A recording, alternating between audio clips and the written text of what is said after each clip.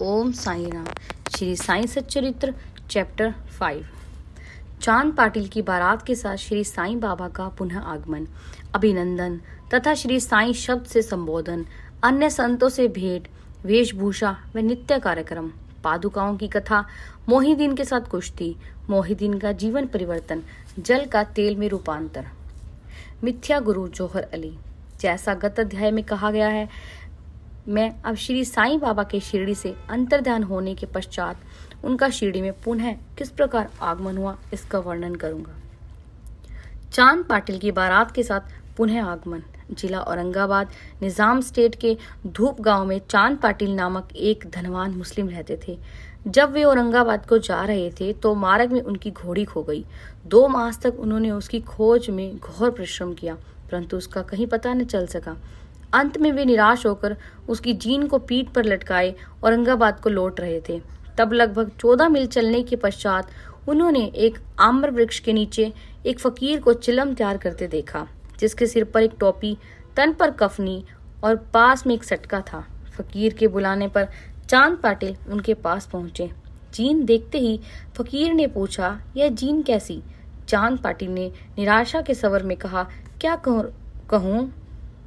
कहूँ, मेरी एक घोड़ी थी, वह खो गई है और यह उसी की जीन है। फकीर बोले, थोड़ा नाले की ओर भी तो ढूंढो। चांद पाटिल नाले के समीप गए तो अपनी घोड़ी को वहां चरते देखकर उन्हें महान आश्चर्य हुआ। उन्होंने सोचा कि फकीर कोई सामान्य व्यक्ति नहीं, वरन कोई उच्च कोटि का मानव दिखलाई पड़ता है। घोड़ी को साथ लेकर जब वे फकीर के पास लौटकर आए, तब तक चिल्लम भरकर तैयार हो चुकी थी। केवल 2 वस्तुओं की और आवश्यकता रह गई थी। एक तो चिल्लम सुलगाने के लिए अग्नि और दूसरा साफी को किल्ला करने के लिए जल। फकीर ने अपना चिमटा भूमि में घुसेड़कर ऊपर खींचा तो उसके साथ ही एक प्रज्वलित अंगार बाहर निकला और वह अंगार चिल्लम पर रखा गया। फिर फकीर ने सटके से ज्यों ही बलपूर्वक जमीन पर प्रहार किया, त्यों ही वहां से पानी निकलने लगा और उसने साफी को भिगोकर चिल्लम को लपेट लिया। इस प्रकार सब प्रबंध कर फकीर ने चिल्लम पी और तत्पश्चात चांद पाटिल को भी दी। यह सब चमत्कार देखकर चांद पाटिल को बड़ा विस्मय हुआ। चांद पाटिल ने फकीर से अपने घर चलने का आग्रह किया।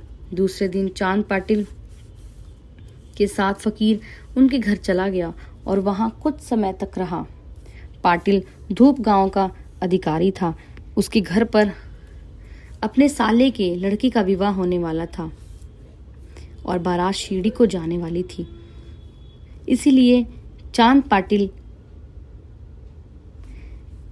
शिरडी को प्रस्थान करने का पूर्ण प्रबंध करने लगा। फकीर भी बारात के साथ ही गया। विवाह निर्विघ्न समाप्त हो गया। बारात कुशलतापूर्वक धूप गांव को लौट आई, परंतु फकीर शिरडी में ही रुक गया और जीवन पर्यंत वहीं रहा। फकीर को साईं नाम कैसे प्राप्त हुआ? जब बारात शिरडी में पहुंची तो खंडोबा के मंदिर के समीप मालसापति के खेत में एक वृक्ष के नीचे ठहराई गई। खंडोबा के मंदिर के सामने ही सब बैलगाड़ियां खोल दी गई। बारात के सब लोग एक एक करके नीचे उतरने लगे। तरुण फकीर को उतरते देख मालसापति ने आओ साईं कहकर उनका अभिनंदन किया तथा अन्य उपस्थित लोगों ने भी साईं शब्द से ही संबोधन कर उनका आदर किया। इसके पश्चात वे साईं नाम से ही प्रसिद्ध हो गए। अन्य संतों से संपर्क। शिरडी आने पर श्री साईं बाबा मस्जिद में निवास करने लगे। बाबा के शिरडी में आने से पहले देवीदास नाम के एक संत अनेक वर्षों से वहां रहते थे। बाबा को वे बहुत प्रिय थे। वे उनके साथ कभी हनुमान मंदिर और कभी चावड़ी में रहते थे। कुछ समय के पश्चात जानकी दास नाम के एक संत का भी शिरडी में आगमन हुआ।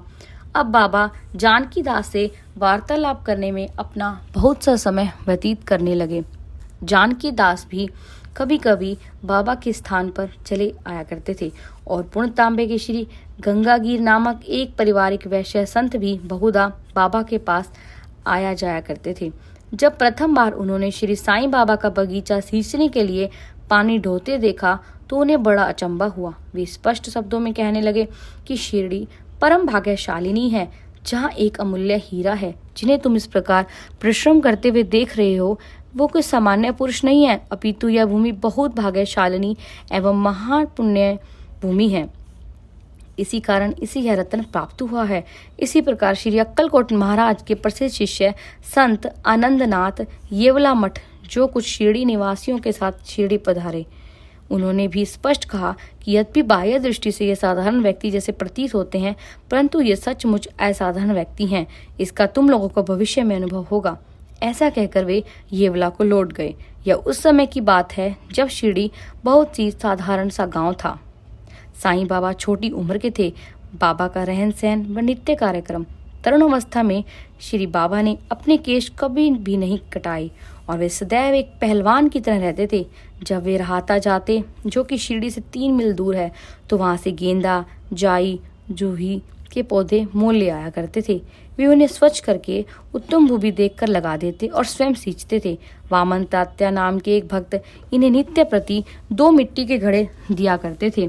इन घड़ों द्वारा बाबा स्वयं ही पौधों में पानी डाला करते थे। जैसे ही घड़े वहां रखते वैसे ही फूट जाया करते थे, क्योंकि वे बिना तपाए और कच्ची मिट्टी के बने रहते थे। दूसरे दिन तात्या उन्हें फिर 2 नए घड़े दिया करते थे। यह क्रम 3 वर्षों तक चला और श्री साईं बाबा के कठोर परिश्रम तथा प्रयत्न से वहां फूलों की एक सुंदर फुलवारी बन गई। आजकल इसी स्थान पर बाबा के समाधि मंदिर की भव्य इमारत शोभायमान है, जहां सहस्त्रों भक्त आते जाते रहते हैं। नीम वृक्ष के नीचे पादुकाओं की कथा। श्री अक्कलकोट महाराज के भक्त, जिनका नाम भाई कृष्णा जी अलीबागकर था, उनके चित्र का नित्य प्रति पूजन किया करते थे। एक समय उन्होंने अक्कलकोट सोलापुर जिला जाकर महाराज की पादुकाओं का दर्शन एवं पूजन करने का निश्चय किया, परंतु प्रस्थान करने के पूर्व अक्कलकोट महाराज ने स्वप्न में दर्शन देकर उनसे कहा कि आजकल शिरडी ही मेरा विश्राम स्थल है और तुम वहीं जाकर मेरा पूजन करो। इसीलिए भाई ने अपने कार्यक्रम में परिवर्तन कर शिरडी आकर श्री साईं बाबा की पूजा की। वे आनंद पूर्वक शिरडी में 6 मास रहे और इस स्वप्न की स्मृति स्वरूप उन्होंने पादुकाएं बनवाई। शक संवत 1834 में श्रावण में शुभ दिन देखकर नीम वृक्ष के नीचे वे पादुकाएं स्थापित कर दी। दादा केलकर तथा उपासनी महाराज ने यथाविधि स्थापना उत्सव संपन्न किया। एक दीक्षित ब्राह्मण पूजन के लिए नियुक्त कर दिया गया और प्रबंध का कार्य एक भक्त सगुण मेरू नायक को सौंपा गया। कथा का पूर्ण विवरण। ठाणे के सेवानिवृत्त मामलतदार श्री बी वहीदेव, जो श्री साईं बाबा के एक परम भक्त थे, उन्होंने सगुन मेरू नायक और गोविंद कमलाकर दीक्षित से इस विषय में पूछताछ की। पादुकाओं का पूर्ण विवरण श्री साईं लीला भाग 11 संख्या 1 पृष्ठ 25 में प्रकाशित हुआ है, जो निम्नलिखित है। शक संवत 1834 सन 1912 में बंबई के एक भक्त डॉक्टर रामराव कोठारे बाबा के दर्शनार्थ शिरडी आए। उनका कंपाउंडर और उनके एक मित्र भाई कृष्ण जी अलीबागकर भी उनके साथ में थे। कंपाउंडर और भाई की सगुन मेरू नायक तथा जी के दीक्षित से घनिष्ठ दोस्ती हो गई। अन्य विषयों पर चर्चा करते समय इन लोगों को विचार आया कि साईं बाबा के शिरडी में प्रथम आगमन तथा पवित्र नीम वृक्ष के नीचे निवास करने की ऐतिहासिक स्मृति के उपलक्ष्य में क्यों न पादुकाएं स्थापित की जाएं। जब पादुकाओं के निर्माण पर विचार विमर्श होने लगा, तब भाई के मित्र कंपाउंडर ने कहा कि यदि यह बात मेरे स्वामी कुठारे को विदित हो जाए तो वे इस कार्य के निमित्त अति सुंदर पादुकाएं बनवा देंगे। उन्होंने शिरडी आकर पादुकाओं की रूपरेखा बनाई तथा इस विषय में उपासनी महाराज से भी खंडोबा के मंदिर में भेंट की। उपासनी महाराज ने उससे बहुत सुधार किए, कमल फूल आदि खींच दिए तथा नीचे लिखा श्लोक भी रचा, जो नीम वृक्ष के महात्म्य व बाबा की योग शक्ति का घोतक था, जो इस प्रकार है। सदा निम वृक्षस्य मूलाधिवासात् सुधास्त्रामीणं तिक्तम अप्रियम तम तरुं कल्पवृक्षादिकं साधयन्तं नमामीश्वरं सद्गुरु साईनाथम।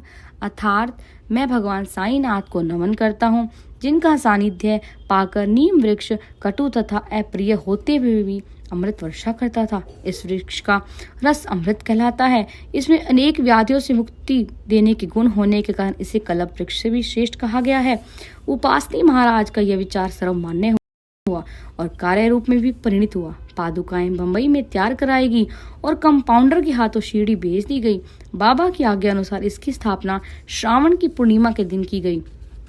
इस दिन प्रातःकाल 11 बजे जी के दीक्षित उन्हें अपने मस्तक पर धारण कर खंडोबा के मंदिर में समारोह में और धूमधाम के साथ द्वारका माई में लाए। बाबा ने पादुकाएं स्पर्श कर कहा कि ये भगवान के श्री चरण हैं, इनकी नीम वृक्ष के नीचे स्थापना कर दो। इसे एक दिन पूर्व ही बम्बई के एक पारसी भक्त पास्ता शेठ ने 25 रुपए का मनी ऑर्डर भेजा। बाबा ने ये रुपए पादुकाओं की स्थापना के निमित्त दे दिए। स्थापना में कुल 100 रुपए व्यय हुए, जिनमें 75 रुपए चंदे द्वारा एकत्रित हुए।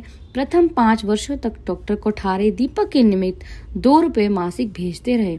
उन्होंने पादुकाओं के चारों ओर लगाने के लिए लोहे की छड़ी भी भेजी। स्टेशन से छड़ें ढोने और छप्पर बनाने का खर्च 7 रुपए 8 आने सगुन मेरू नायक ने दिए।